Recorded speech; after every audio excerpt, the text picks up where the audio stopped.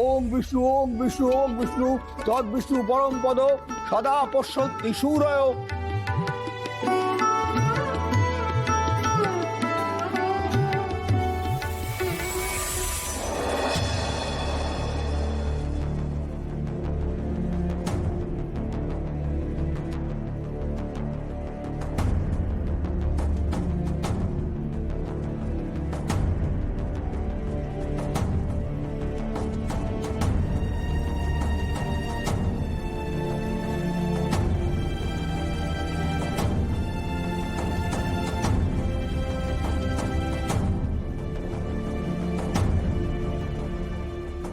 মুশকুশ কেন করছো? পুজোতে কনসেন্ট্রেট করো না, এনজয় করো।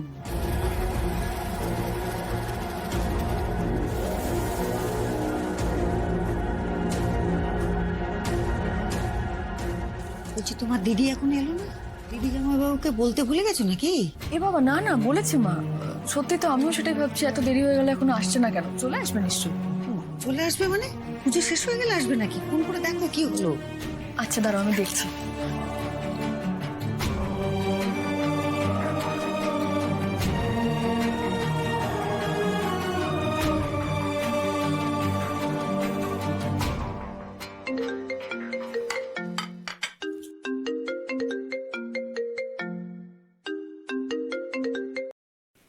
হ্যাঁ বল। কি রে, বেরোসনি এখনো বাড়ি থেকে? চিৎসাকা তো পড়লাম, বাড়িতে গৃহশান্তির পুজো হচ্ছে, তোদেরকে তো আসতে হবে, প্রসাদ খেতে হবে তো এখানে। কোথায় তোরা? হ্যাঁ, আমার একদম মাথা থেকে বেরিয়ে গেছিল রে। ঠিক আছে ঠিক আছে, তুই রাখ, আমি রেডি হয়ে আসছি। হ্যাঁ হ্যাঁ, শিগগির আয়।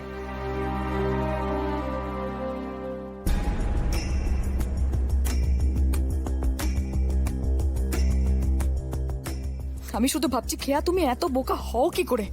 সায়ন্তনের ধান্দাবাজি সবাই বুঝতে পারছে, তুমি বুঝতে পারছো না? অফিসে যাওয়ার পারমিশনটা নিয়েই ছাড়লো।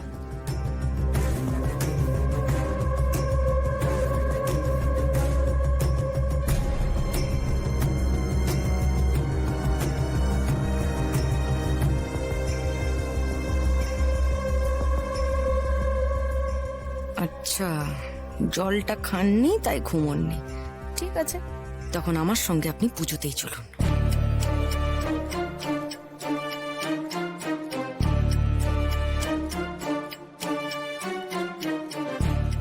আরে আমি বুঝতে পারছি না, আপনি এরকম ঘুরে ঘুরে বেড়াচ্ছেন কেন?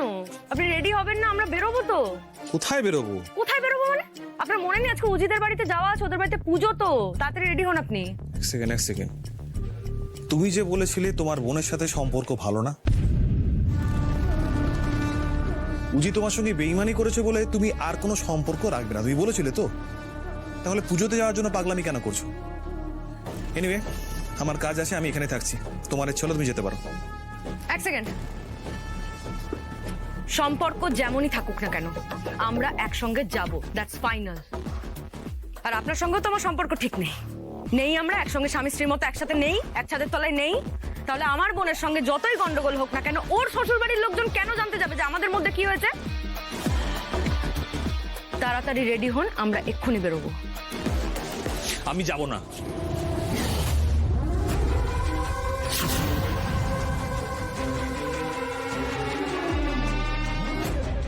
এক সেকেন্ড, আমি যাব না মানেটা কি? হ্যাঁ, যাব না মানেটা কি?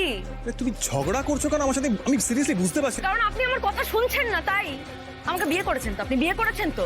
হ্যাঁ, বিয়ে। তাহলে আমার সম্পর্কে যারা যারা রয়েছে, আমার সঙ্গে সম্পর্ক যুক্ত, সবার ওপর আপনার একটা মিনিমাম দায়িত্ব কর্তব্য আছে। জিৎ, আমার সম্পর্কগুলোকে প্লিজ রেসপেক্ট করুন, প্লিজ।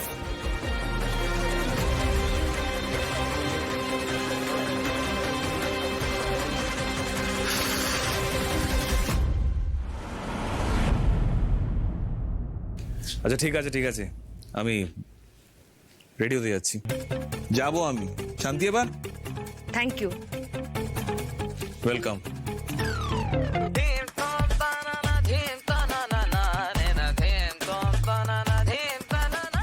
Thank god.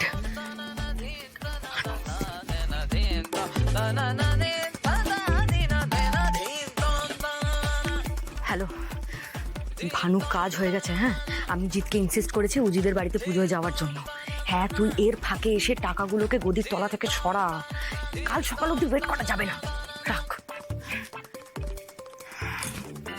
যাই, আমিও রেডি হইনি। কি হয়েছে, তুই চলে এলি? আরে কি আবার হবে, কিছুই না। জিৎ আসছে, জিৎকেই ফোন করছিলাম। জিৎ এলে পরে আমি বেরিয়ে যাব। আর দেখ, তুই আমাকে এখানে আসতে বলেছিলি শ্বশুরবাড়ি পুজোর জন্য, ফর্মালিটি করার ছিল, করা হয়ে গেছে। এবার আমি এখান থেকে বেরোতে চাই, ব্যাস। সব সময় এরকম ব্যবহার করিস কেন আমার সাথে? এত রাগ কিসের তোর? কি করেছি আমি? বলবি? ন্যাকামো করিস না প্লিজ উজি। আমার এই বাড়িতে থাকতে ভালো লাগে না, এই বাড়ির কোনো লোককে আমার পোষায় না, কিছু করার নেই। আর তো শ্বশুরবাড়ির লোকজনের সামনে আমি সবসময় এত গদগদ হতে পারবো না। এই বাড়িতে এলে আমার মনে হয় যে আমার আপন বলে কেউ নেই, কোনো আত্মীয় থাকে না আমার এই বাড়িতে। আমি ফিল করতে পারি সেটা। আমিও তোর আপন নই, তাই তো? হ্যাঁ বলার কনফিডেন্সটাও আজকাল আর আমি আর পাই না উজি। কে আপন কে পর সেটা বোঝা বড় তাই, বড় মূল্য চোখাতে হয়। কে জানে আপন বলে কে কখন আবার পিঠ পিছে ছুরি মারে।